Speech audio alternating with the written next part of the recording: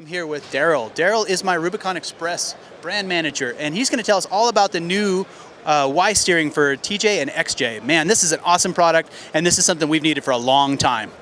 Hey Ryan, thank you. Here's actually a cutaway section of what we have here. So you're looking at Inch 3/8 Chromoly. On the ends, they're actually tapped and threaded for our tie rod ends. We're using 7/8 Moog Problem Solvers on all three locations.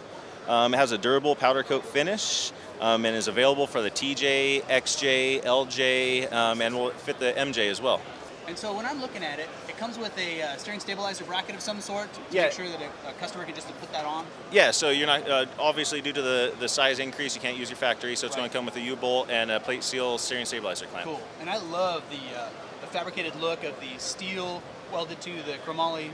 Yeah, It's very neat. Nice, very neat. nice piece. And it's coming with your patented Rubicon Express powder coat? Correct. It comes in our durable powder coat finish, gray color. Makes Perfect. a nice little polished finish underneath.